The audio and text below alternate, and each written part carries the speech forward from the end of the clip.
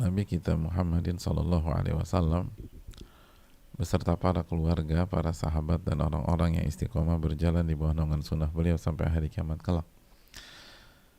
Hadirin Allah muliakan, kita meminta kepada Allah ilmu yang bermanfaat dan minta dilindungi dari ilmu yang tidak bermanfaat.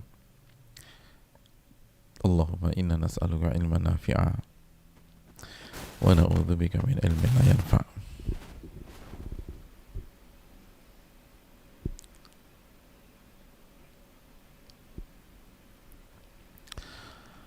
Dan kita bersyukur Allah Subhanahu wa taala memberikan taufik kepada kita sehingga kita bisa kembali duduk di majelis bersama salah satu kitab terbaik, salah satu ulama terbaik di salah satu bulan terbaik di mana amal ibadah dilipat gandakan oleh Allah Subhanahu wa taala.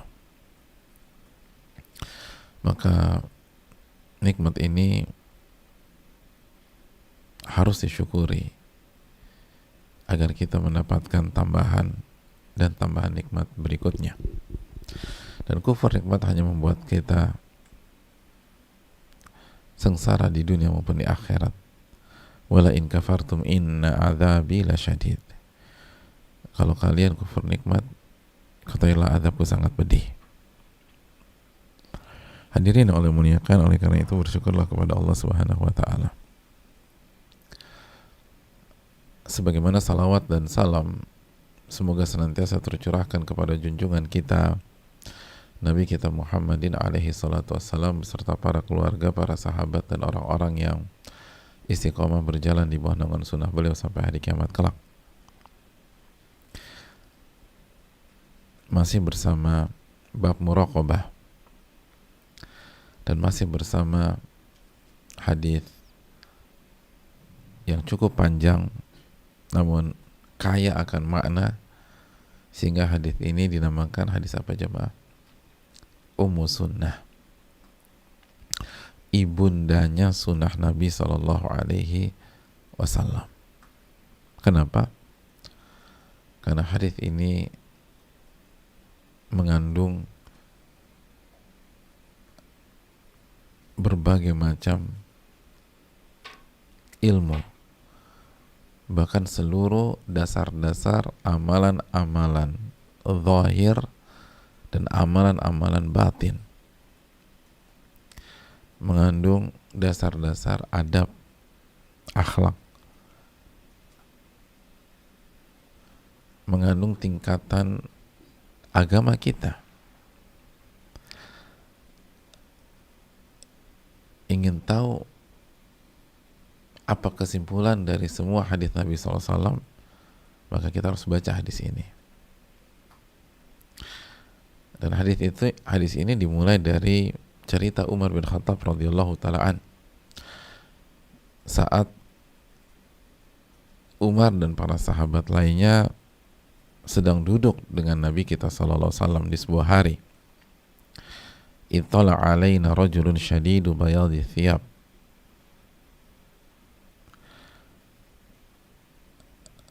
Ketika itu ada seseorang yang datang, syadidu bayadhi thiyab, pakai baju putih bersih dan rambutnya hitam berkilau tersisir rapih. La yura alaihi atharu safari wa la ya'rifuhu minna ahad. Tidak ada bekas baru saja datang dan tiba dari perjalanan jauh, tapi di waktu yang sama nggak ada satupun di antara kami yang mengenalinya. Dan ini menunjukkan bahwa pentingnya menjaga penampilan ketika beribadah, ketika di majelis, ketika beribadah dan ketika di majelis. Itu hal yang sangat penting.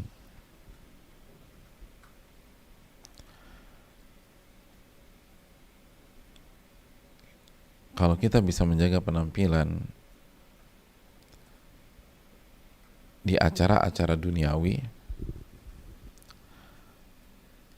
maka bagaimana kita nggak bisa menjaga penampilan di waktu-waktu ibadah dan di majelis-majelis ilmu? Allah Subhanahu wa taala berfirman dalam surat Al-A'raf ayat 31, "Ya bani Adam khudhu zinatakum 'inda kulli masjid." Wahai anak Adam, bawalah perhiasan kalian ketika kalian berada di setiap masjid. Wa kulu washrabu wa la tusrifu. Dan makan minumlah kalian dan jangan berlebih-lebihan. Innahu la yuhibbul musrifin. Allah nggak suka dengan orang-orang yang berlebih-lebihan. Ambillah atau bawalah perhiasan kalian ketika berada di masjid. Jadi menunjukkan penampilan itu penting. Dan itu sudah kita bahas pada pertemuan yang lalu. Bagaimana para ulama kita menjaga penampilan mereka. Mulai dari Imam Malik, Imam Abu Hanifah, Imam Ahmad, Imam Yahya bin Ma'in, dan para ulama yang lain.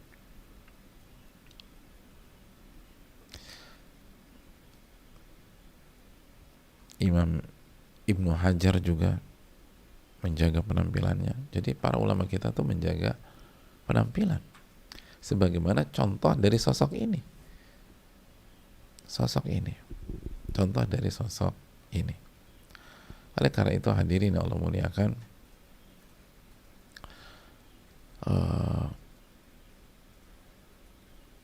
menjaga penampilan sangatlah penting. Mari kita lanjutkan hadisnya. Hatta jalasa ila Nabi sallallahu alaihi wasallam. Orang itu datang sampai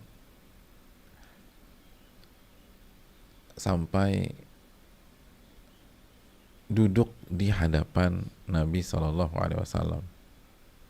Sampai duduk di hadapan Nabi sallallahu alaihi wasallam.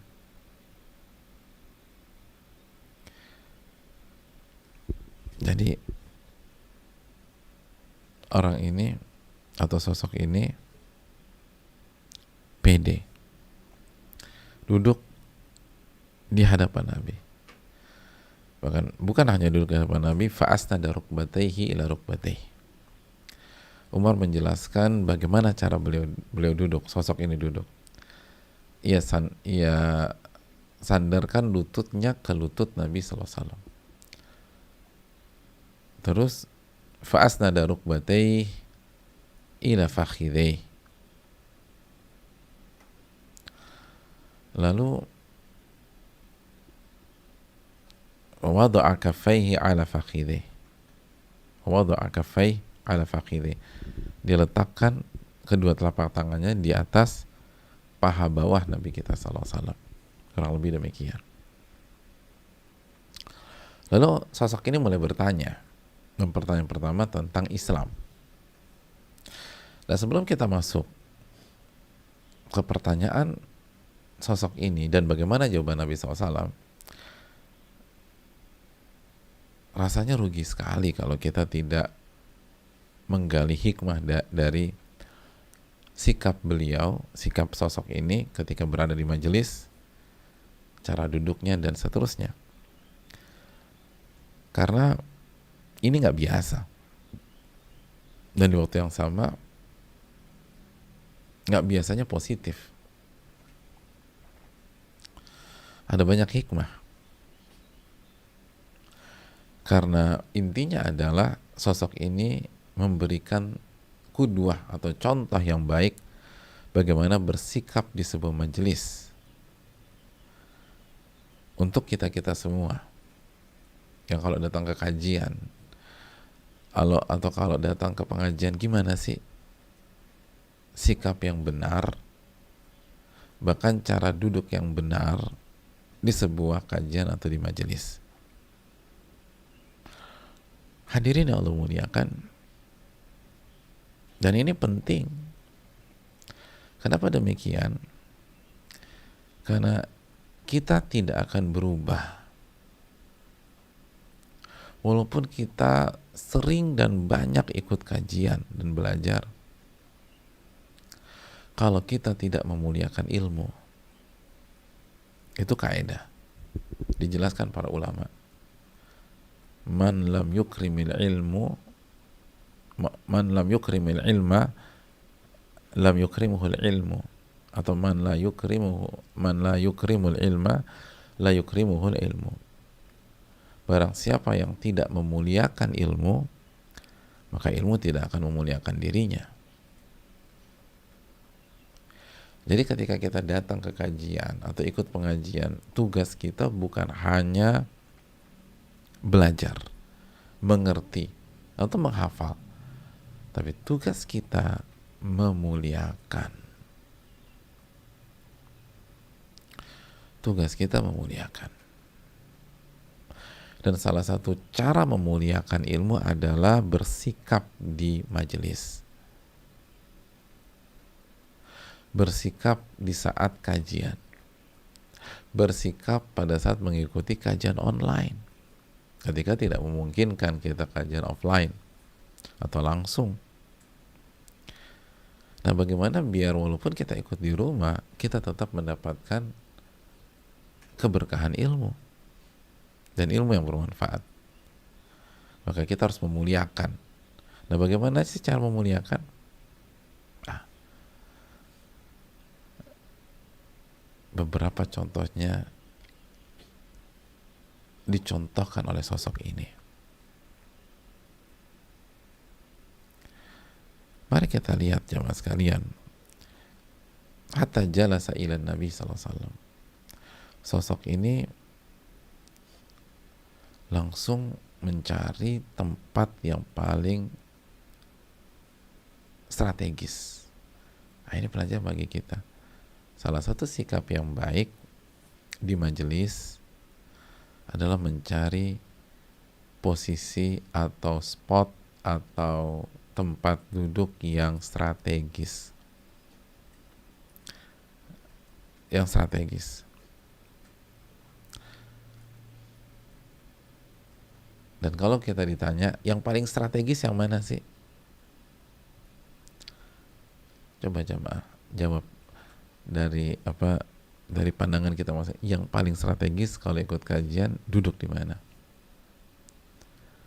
Nah, Masya Allah, duduk di mana? Ya, nyender di dinding. Masya Allah, itu madhab sesepuh. Jadi kalau sesepuh nyender di dinding, pokoknya begitu udah masuk kajian nyari spot dinding yang masih kosong, saya di sana. Itu mazhab sesepuh kita. Orang-orang yang udah punya kendala dengan punggungnya, saraf kejepit, atau linu, udah nyari dinding. Oke, selain dinding apa? Mazhab cari tiang, Masya Allah. Pokoknya cari tiang masjid atau nyari sambil nyender, Masya Allah. Itu mazhab sesepuh juga. Atau anak muda yang sok sesepuh. Nah, apakah itu yang terbaik? Dan sebagian penuntut ilmu juga, sebagian orang tuh tempat favoritnya di mana? Di balik tiang, Masya Allah. Biar apa? Biar nggak kelihatan ustadznya. Cari balik tiang, begitu udah aman baru keluarin seluruh perbekalan, keluarin kacang lah, keluarin segala macam, udah dibuka majelis di situ.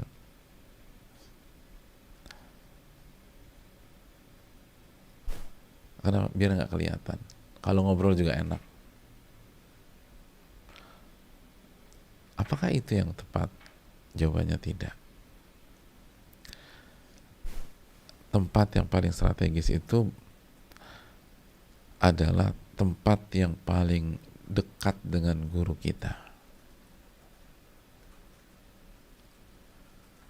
sehingga kita bisa mendapatkan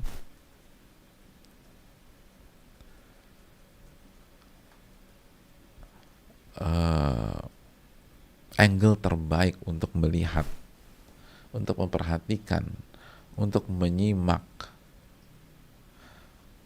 bahkan untuk mempelajari gerak-gerik guru kita. Makanya sosok ini hatta jalasa ilan Nabi sallallahu alaihi wasallam, sampai aku duduk di hadapan Nabi SAW. Ini yang paling bagus. Di mana tempat duduk kajian terbaik? Di depan guru kita langsung. Di depan guru. Biar tidak, semakin dekat dengan guru jamaah, semakin kecil peluang terganggu dengan hal lain. Semakin kecil peluang terganggu dengan hal lain. Semakin kecil peluang diajak ngobrol. Nggak berani yang depan-depan ngobrol, langsung kelihatan. Jadi kemungkinan besar nggak diajak ngobrol atau nggak ngobrol. Duduk di depan juga salah satu obat tidur, yang obat anti tidur, mohon maaf. Walaupun udah ngantuk-ngantuk, ya Allah, guru kita depan muka kita tuh, nggak berani kita tidur. Tapi coba kalau di belakang, waduh enak udah. Di tempat-tempat yang nggak kelihatan tidur.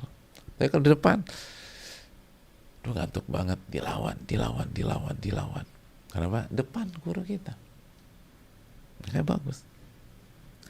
Terus juga nggak terganggu sama handphone. Depan guru langsung. Balas WA juga mikir, aduh depan guru lagi.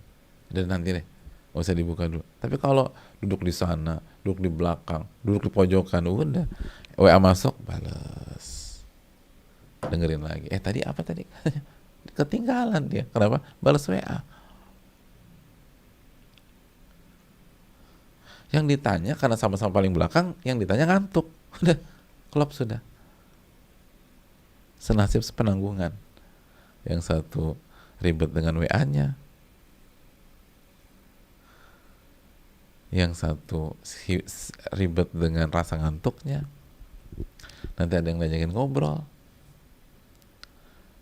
Dan semakin jauh dari guru dan ustadz kita, semakin banyak kendala dan halangan. Nanti dekat sama tempat anak-anak, sibuk lagi. Udah, kehilangan momen kita. Makanya kalau ingin benar-benar memuliakan ilmu, duduk sedekat mungkin dengan guru kita. Dan cari tempat di mana kita bisa melihat guru kita secara keseluruhan. Udah, nggak ada yang ganggu, sedekat mungkin. Fa'asnadar hatta jalasilah, sampai duduk di hadapan Nabi. Dan kita tahu sosok ini datang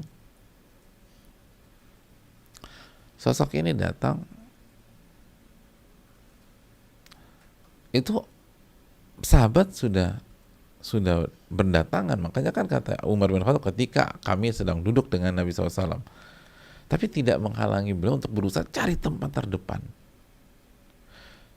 Dan di sebagian kajian justru sebaliknya,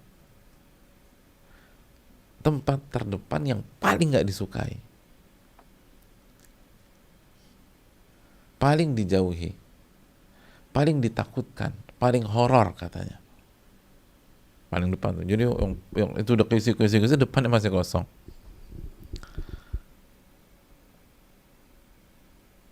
Dan uniknya pada ithar yang bukan pada tempatnya. Tahu ithar tidak? Ithar itu mendahulukan saudaranya. Ithar itu untuk urusan dunia, urusan ibadah, hukum asalnya makruh kata para ulama fikih. Karena pada dasarnya ibadah itu fastabiqul khairat, berlomba-lomba mengerjakan kebaikan duluan. Ini tempat-tempat paling depan nggak ada yang mau tempatin. Bahkan ithar main duluan. Silakan antum akhi, gitu loh. Enggak antum aja. Enggak antum aja. Jenggot antum lebih panjang, silakan. Apa hubungannya sama jenggot? Kadang-kadang suka aneh. Usut punya usut karena takut ditanya. Ada yang takut ditanya. kegeeran. Padahal dia juga ada rencana ditanya sama gurunya. Dan kalau ditanya bagus. Bagus lah. Kan tanya jawab sunnah Nabi SAW. Adapun bisa jawab nggak bisa jawab, itu urusan kedua dulu. Yang penting duduk depan. Ada yang merasa nggak bisa bebas. Kalau duduk depan nggak bisa jawab WA. Emang udah niat nggak? Niatnya bukan cari ilmu yang berkah. Niatnya bisa ngerjain, bisa nyambi hal yang lain. Makanya kamu duduk depan.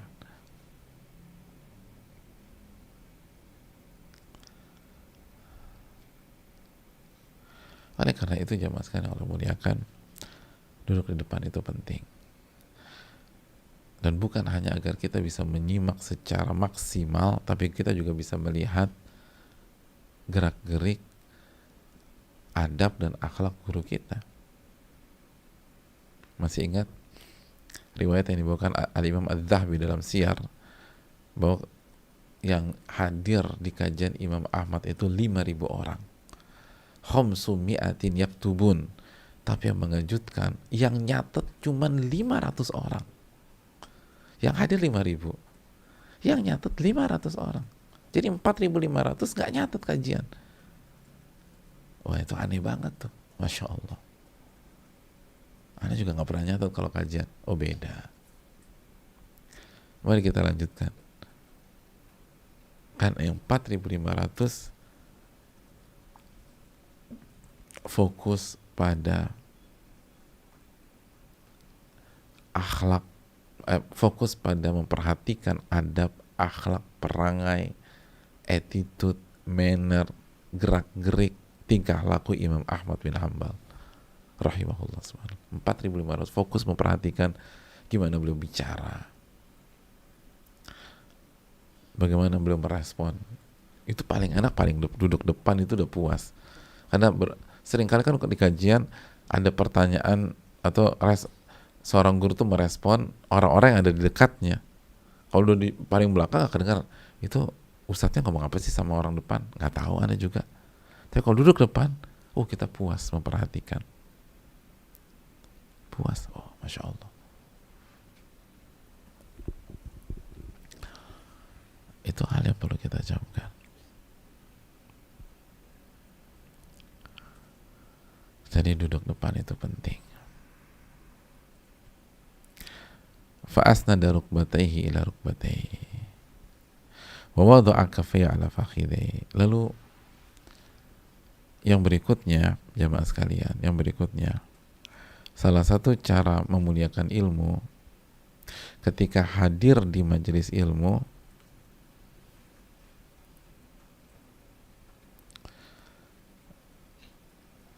adalah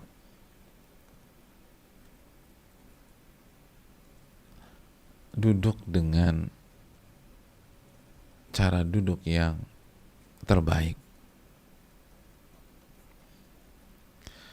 Cara duduk yang terbaik.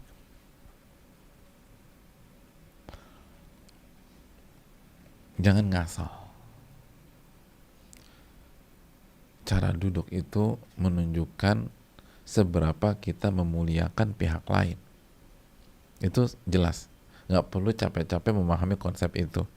Cara duduk secara umum itu menunjukkan seberapa besar kita memuliakan atau menghargai pihak lain, atau menghargai forum tersebut.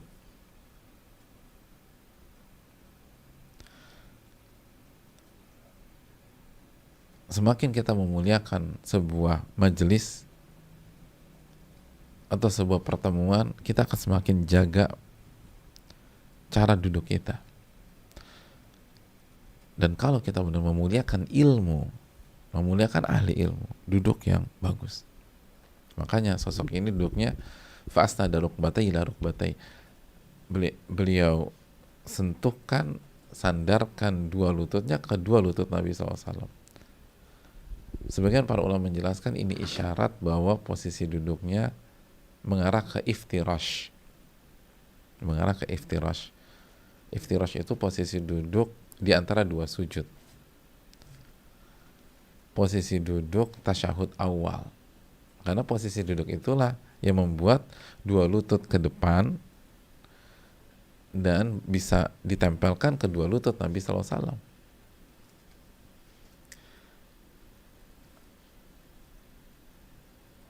Lalu tangan bisa menyentuh ke paha bawah Nabi SAW. Dan itu tidak mengherankan karena posisi duduk inilah yang dipilih Allah Subhanahu wa taala menjadi salah satu gerakan sholat. Dan kita tahu gerakan-gerakan sholat adalah gerakan-gerakan pilihan. Gerakan-gerakan yang menunjukkan pemuliaan dan penghambaan. Gerakan-gerakan sholat itu gerakan yang menunjukkan ketawaduan, kerendahan.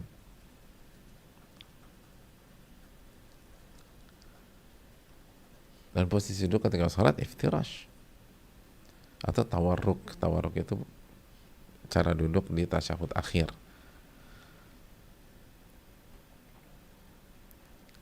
Dan memang kan beda, orang kalau duduk itu duduknya iftirash seperti dia duduk di antara dua sujud atau duduk tasyahud awal, itu kesannya gimana jamaah?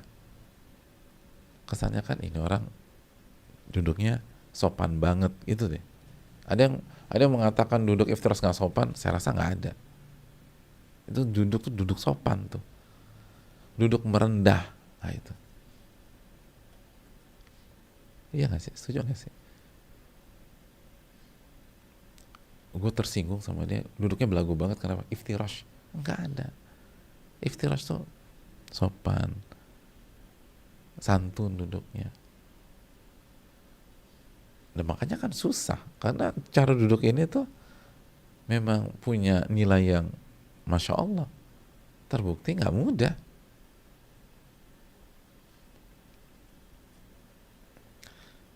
Dan kalau lama-lama kita akan mengalami apa?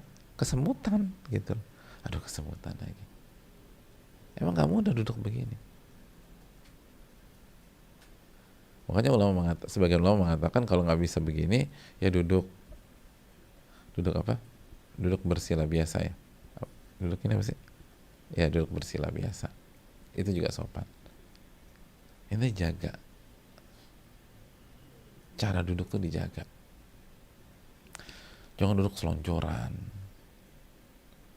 Kurang sopan itu selonjoran. Kita budaya timur, coba ada anak muda, ada anak-anak, ada keponakan, itu selonjoran ketika lagi duduk sama orang-orang tua, om, tante, kakek, nenek, kira-kira komentarnya apa? Nggak sopan. Selonjoran, jangan selonjoran. Kaki kan suka gitu tuh kalau orang tua kita. Kaki anak-anak, jangan selonjoran. Nah itu di hadapan orang tua. Lalu bagaimana di hadapan ilmu? Lalu bagaimana di hadapan firman Allah dan hadits Nabi SAW? Makanya kan masih ingat Sa'id bin Musayyib. Sa'id bin Musayyib lagi berbaring nih. Lalu ada yang jenguk beliau bertanya tentang hadits. Sa'id bin Musayyib rahimahullah, sebagaimana diriwayatkan Imam Ibn Abdul Bar, itu berusaha bangkit dan meminta orang-orang di sekeliling beliau untuk mendudukkan beliau. Ketika direspon, udah jangan dipaksakan, berbaring aja. Apa kata Sa'id? Aku malu dengan hadis Nabi SAW. Hadis dibacakan dan aku berbaring. Enggak, aku berusaha duduk. Itu lagi sakit, berusaha duduk. Karena menjaga sikap di hadapan Al-Quran dan Sunnah Nabi SAW, di hadapan ilmu. Itu orang nomor satu dalam ilmu fikih di masa tabi'in, Sa'id bin Musayyib. Dan begitulah para ulama bersikap.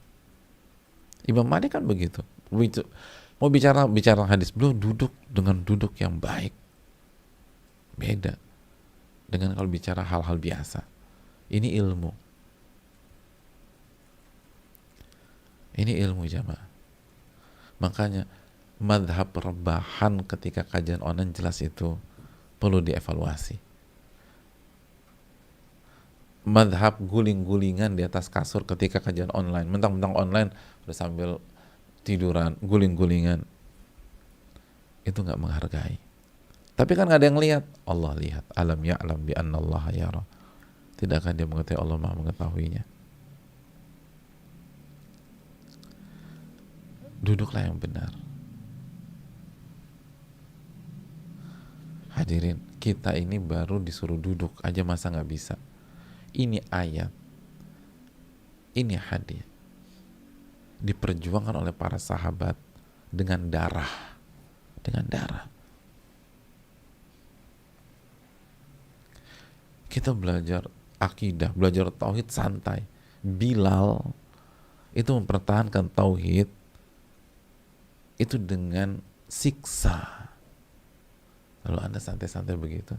Sahabat mempertahankan ilmu yang selama ini kita pelajari dengan santai itu dengan keringat, dengan dibakar, dengan ditusuk, dengan darah dan luka. Lalu Anda meremehkan sekarang. Kita belum disuruh ngapa-ngapain, kita cuma disuruh duduk yang manis doang, nggak bisa. Gimana kalau Allah nuntut kita lebih tinggi dari itu? Ya nggak mungkin bisa lah. Maka duduklah yang baik.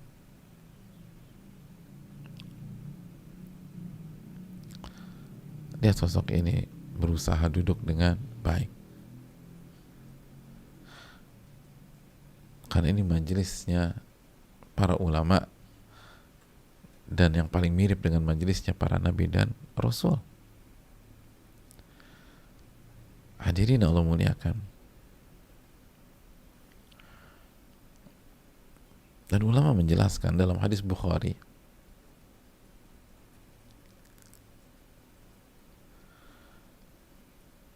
dalam hadis dari hadis Abi Sa'id Al-Khudri, itu para sahabat jamaah, kalau di majelisnya Nabi SAW, wasakatan nasu ka'anna ala ru'usihim tayr, mereka tuh diam menjaga majelis, mereka diam seakan-akan di atas kepala mereka itu ada seekor burung, seakan-akan di atas kepala mereka ada seekor burung. Saking tenangnya mereka di kajian, nggak ada yang ngobrol, nggak ada yang berisik. Kita tahu kalau burung bisa hinggap di kepala seorang, itu nggak mungkin kecuali kepala itu bisa diam, nggak bergerak sedikit pun. Secara umum demikian. Jadi tuh burung mungkin pikir ini dahan kali, saking diamnya di sebuah titik. Itu para sahabat Nabi SAW.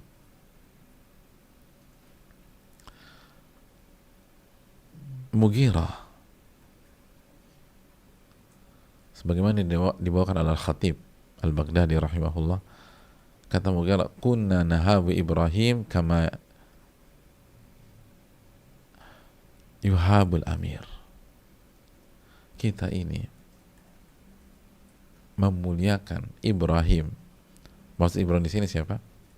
Ibrahim bin Yazid An-Nakhai, salah satu ulama besar klasik. Kita ini memuliakan Ibrahim An-Nakhai, menjaga marwah beliau, menjaga majelisnya beliau, itu seperti seorang penguasa, seorang raja dimuliakan. Lihat mereka memuliakan ahli ilmu dan majelisnya ahli ilmu. Dulu itu murid-murid ulama tuh begitu. Murid-murid ahli itu memuliakan ahli ilmu sebagaimana satu istana memuliakan seorang raja atau pemimpin.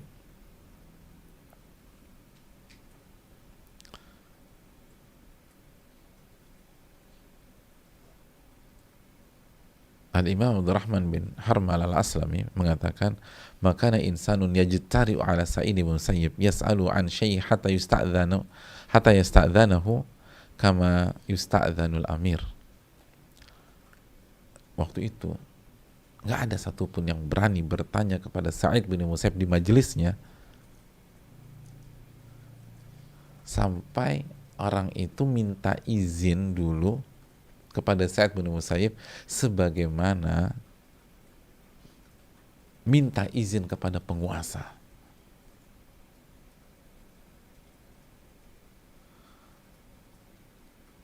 Lihat bagaimana dijaga itu majelis, bersikap di majelis itu yang sopan. Makanya lihat sosok ini sopan kan, duduk baik segala macam. Itu para ulama begitu. Gak ada yang berani nanya kepada Sa'id bin Musayyib, gak ada yang berani nanya kecuali minta izin dulu, sebagaimana minta izin kepada penguasa. Jadi mungkin mohon izin bertanya, wahai guru gitu ya. Nggak interupsi. Mike mana Mike? Saya mau nanya. Ustadz jangan ditutup dulu. Saya mau nanya. Bayangkan. Dulu tuh lama nggak, para murid-murid nggak begitu, ulama nggak begitu. Nggak berani nanya sama guru, nggak berani nanya sama ahli ilmu, sampai minta izin dulu. Izin bertanya gitu kan. Makanya sekarang bagus tuh kalimatnya, izin bertanya.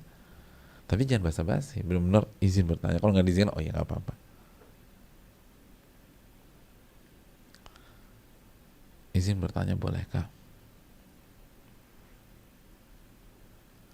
Bukan guru kita lagi bicara langsung dipotong. Tunggu. Saya mau tanya. Atau guru kita udah mencukupkan kesempatan ke kita, mau dikasih yang lain. Belum. Satu lagi. Dulu ulama nggak demikian. Mereka minta izin dulu. Mohon maaf, boleh izin satu lagi gitu. Minta izin. Nggak berani langsung lempar begitu. Makanya ilmu mereka berkah. Karena mereka memuliakan. Kita nggak memuliakan. Gitu jemaah sekalian. Makanya harus memuliakan majelis. Itu hal yang penting untuk kita camkan. Dan di majelis para ulama, hening, tenang, nggak rame.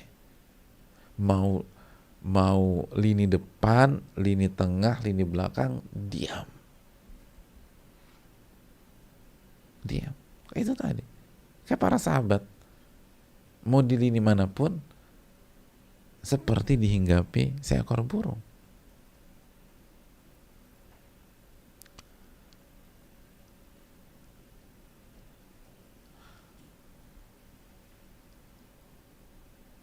Seperti tadi Ibrahim An-Nakhai disikapi seperti penguasa atau raja di istana raja. Misal raja datang nih, atau pengusaha atau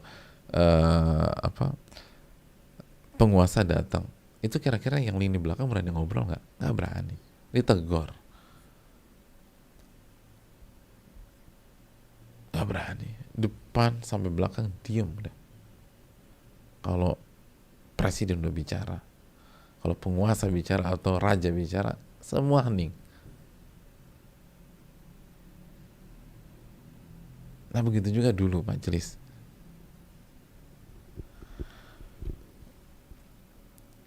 Kata Ahmad bin Sufyan Al-Qattan, dulu majelisnya Abdurrahman bin Mahdi, di majelisnya Abdurrahman bin Mahdi, la yutahaddatsu fi majlisi, nggak ada yang bicara di majelisnya, tidak ada yang bicara di luar konteks, nggak ada yang ngobrol, nggak ada yang ini. Wala yubra fihi qalam, bahkan tidak ada yang menyerut pensil. Begitu kajian sudah dimulai, nggak ada yang nyerut pensil. Maksudnya apa? Dulu kan untuk nulis pakai pensil. Begitu kajian start, nggak ada yang nyerut pensil tersebut. Maksudnya apa? Nggak ada yang sibuk ngurusin urusannya ketika majelis dimulai, walaupun itu berkaitan dengan alat tulis. Karena semuanya disiapkan sebelum kajian mulai. Jadi peralatan tulisnya atau peralatan perangnya gitu, itu udah siap sebelum dimulai. Dan karena dulu pakai pensil atau misal pakai pensil dan seterusnya, itu mereka siapkan pensil lebih dari satu. Karena kalau tumpul udah langsung ambil, jadi nggak pakai serut-serut lagi. Mereka nggak mau serut di tengah-tengah kajian. Kenapa? Kehilangan momentum, kelewatan ilmu, dan ngeganggu yang lain. Ngeganggu guru nanti. Serat apa ya? Subhanallah. Beda ya di hari ini. Di hari ini, seorang ustadz ketika kajian, itu bisa dengar suara salah satu jamaah lagi gunting kuku. Masya Allah. Cetak, cetok, cetak. Subhanallah, gunting kuku di kajian. Gunting kuku. Nanti kukunya mental ke sana, mental ke sini. Subhanallah. Terjadi nggak? Terjadi. Bukan 1-2 kali. Gunting kuku. Kenapa itu bisa? Nggak memuliakan ilmu. Makanya kualitas ilmu kita beda dengan mereka. Mereka jangan kamu gunting kuku. Pensil. Semua dipersiapkan sebelum kajian. Udah nggak ada ribet-ribet lagi. Jadi nggak ada pas kajian baru sibuk nyari gadget lah, terus buka laptop lah, segala macam lah, terus nyari-nyari penghapus lah, minjem bolpen lah, minjem kertas kosong ada, kertas kosong. Enggak. Semua itu dilakukan sebelum kajian. Setelah kajian nggak ada, udah fokus kepada ilmu. Ini pinjam kertas, pinjam bolpen dari depan, pinjam kertas dari belakang, penghapus dari kanan. Emang nggak modal nih, nggak niat belajar, semua minjem. Dulu enggak. Wala yubrab wa yubrab fihi qalam. Wala yubrab fihi qalam. Nggak ada satupun pensil yang diraut, diserut di saat kajian. Hening. Wala yabtasimu ahadun, dan tidak ada yang senyum-senyum sendiri. Jadi nggak ada yang ngobrol, nggak ada yang itu. Kalau senyum itu karena narasi yang dibangun oleh guru kita. Mungkin guru kita memberikan sebuah humor segar yang proporsional, ya kita senyum, kita ketawa. Tapi nggak ada yang senyum-senyum sendiri, bercanda, ngobrol, atau senyum karena baca WA. Nggak ada. Wala yabtasimu ahadun. Semua fokus. Karena mereka menganggap ilmu ini mahal, serius. Kalau sebagian kita sekarang, ilmu dianggap sebuah refreshing, cari suasana baru, suasana segar. Dulu enggak. Mereka tuh belajar memang ingin masuk surga gitu loh. Jadi serius, meyakini ini majelis-majelis yang dipenuhi malaikat, yang diridhoi oleh Allah. Fa in tahaddatha aw baraqa laman saha wa labisa na'lai wa dakhal.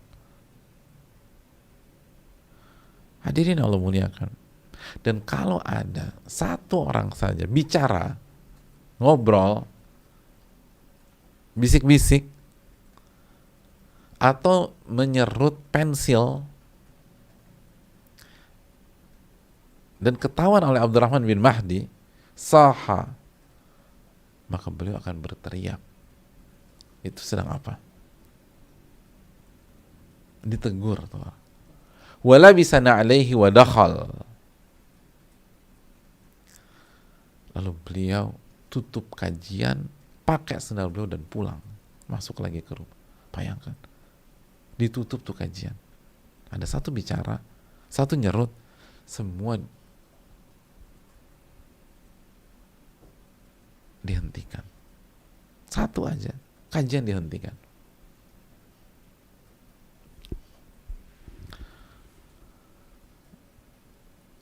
Itu dulu para ulama. Itu juga yang dilakukan Ibnu Numair. Itu salah satu ulama yang tegas banget masalah ini. Itu kalau ngelihat ada murid nyerut pensil, taghayyara wajhu, itu wajah beliau langsung berubah, nggak suka banget. Kenapa baru sekarang? Kenapa sibuk nyari-nyari alat tulis atau tempat catat baru sekarang? Harusnya sebelumnya dong. Kalau misalnya kita sekarang mau kita nyatat di gadget, di tablet lah atau di handphone lah, kenapa begitu baru mulai baru nyari handphone Anda mana ya? Harusnya sebelumnya dong. Anda harus siap. Jangan begitu dimulai baru sibuk, ngapain ngambil handphone di tas, ngambil handphone di sini. Anda kehilangan momen. itu kurang memuliakan. Al-Imam Waqi' jamaah sekalian, itu di majelisnya ka'annahum fi shalah. Itu hadirin yang hadir di majelisnya Imam Waqi' itu kayak orang sholat, diam kayak orang sholat, khusyuk, gak berani ngomong. Fa'in ankara min amrihim syai'an in ta'ala wa dakhal. Dan kalau beliau melihat sesuatu yang tidak benar, yang mungkar, yang tidak tepat dari sikap-sikap murid-murid beliau, beliau langsung tutup kajian, pakai sendal, pulang.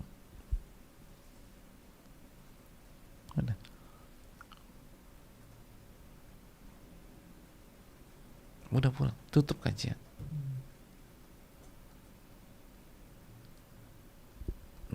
Itu apa nggak pada baper ya Pak Ustadz? Berarti ulama kita itu bukan baper jamaah, itu mendidik murid agar memuliakan ilmu. Abdurrahman bin Mahdi itu bukan orang yang baper. Beliau itu seneng kalau digibahin orang. Gimana baper? Ada orang gibahin beliau, seneng beliau.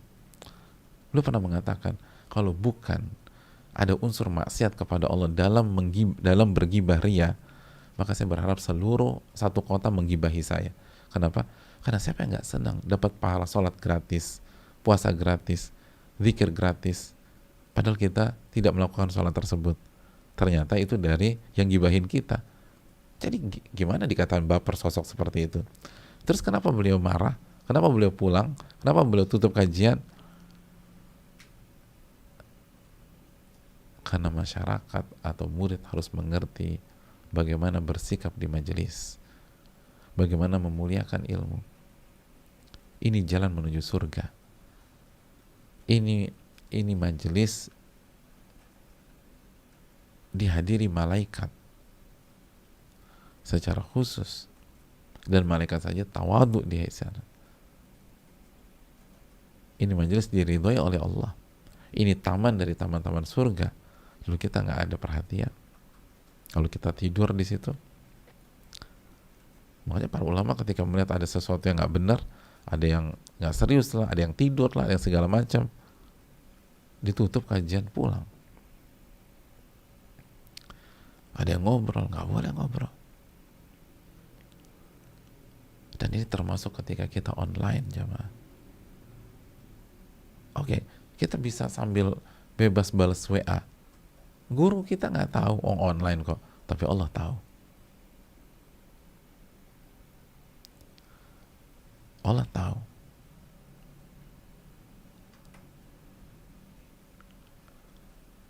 Allah tahu seberapa berkualitasnya kita memuliakan firman-firmannya dan sunnah-sunnah nabinya. Allah Maha tahu. Dan Allah akan kasih keberkahan ilmu sesuai dengan bobot kita memuliakan ilmu. Man la yukrimul ilma la yukrimuhul ilmu. Barang siapa yang tidak memuliakan ilmu, ilmu tidak akan memuliakan dia. Dan menjaga majelis yang di dalamnya ada Al-Quran dan Sunnah, itu adalah hal yang ditekankan dalam agama kita. Allah berfirman tentang hal ini dalam surat Al-Hujurat ayat 2. Al-Hujurat ayat 2. Ya ayyuhalladzina amanu la tarfa'u aswatakum fawqa sawtin nabi wa la tajharu lahu bil qawli kajahri ba'dikum li ba'd an tahbata a'malukum wa antum la tash'urun. Wahai orang-orang beriman, janganlah kalian meninggikan suara kalian melebihi suara Nabi sallallahu alaihi wasallam.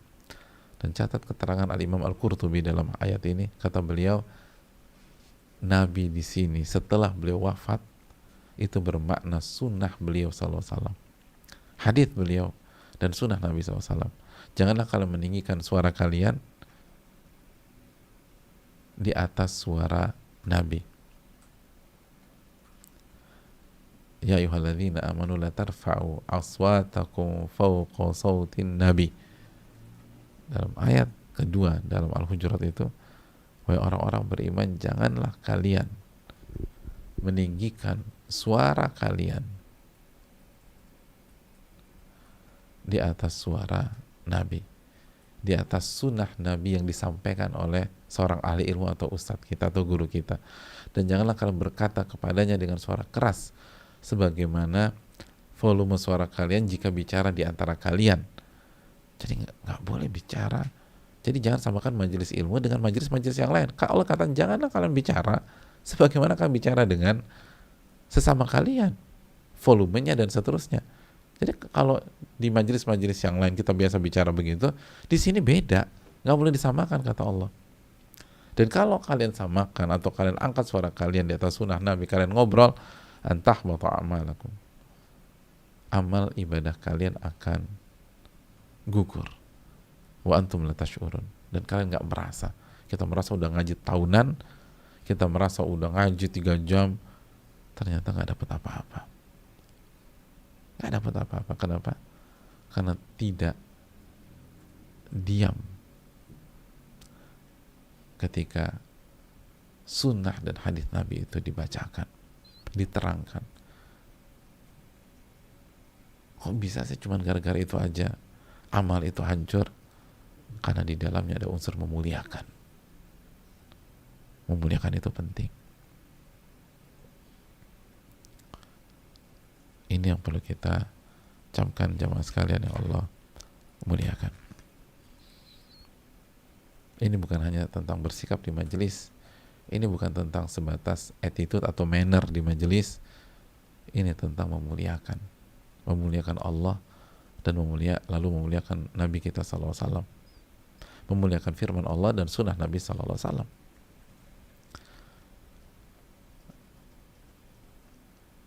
Walaupun nggak ada yang lihat, tapi Allah mengetahui. Maka sekali lagi jadikanlah kajian online seperti ini sebagai momentum membuktikan keikhlasan kita kepada Allah, membuktikan iman kita bahwa Allah maha melihat, Allah maha mengetahui, Allah maha mendengar, walaupun nggak ada yang tahu. Karena kita kajian sendirian di dalam ruangan, sendirian di kamar kos-kosan, sendirian di ruang tamu, sendirian di kamar tidur, nggak ada yang tahu. Kita mau jungkir balik juga bebas. Tapi iman kita mencegah itu semua. Iman kita bahwa Allah maha maha memantau dan mengawasi kita. Maka kita tetap menjaga sikap kita walaupun gak ada siapa-siapa. Ini bab muraqabah jamaah. Merasa diawasi oleh Allah. Dan kalau kita berhasil memuliakan ilmu dengan sikap kita, duduk yang benar, lalu cari posisi yang paling bagus, lalu tidak bicara, tidak ngobrol, tidak ngurus hal-hal yang lain, walaupun ada inbox atau WA masuk, kita tidak terpancing untuk baca, apalagi ngebalas, kecuali darurat, kita tunda nanti habis kajian. Maka insya Allah kita termasuk orang-orang yang memuliakan ilmu, dan orang-orang seperti itu akan diberikan ilmu yang bermanfaat oleh Allah Subhanahu Wa Taala. Saya rasa cukup sampai di sini. Insya Allah kita akan lanjutkan hadis ini di pertemuan yang berikutnya dengan meminta pertolongan kepada Allah Subhanahu Wa Taala. Semoga Allah memberikan kita ilmu yang bermanfaat dan melindungi kita dari ilmu yang tidak bermanfaat. Semoga Allah menerima amal ibadah kita. Subhanakallahumma wa bihamdika, asyhadu an la ilaha illa anta, astaghfiruka wa atubu ilaik. Assalamualaikum warahmatullahi wabarakatuh.